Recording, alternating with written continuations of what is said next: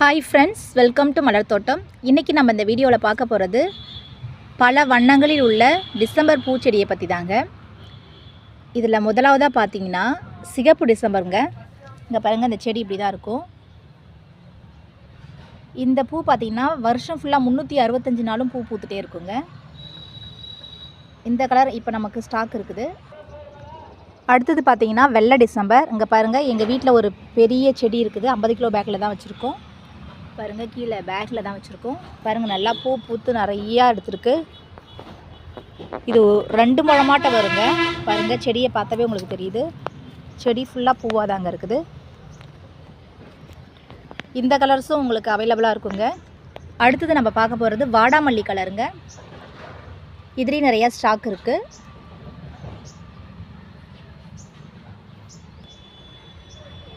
இது பார்த்திங்கன்னா பிங்க் கலரில் இருக்குது.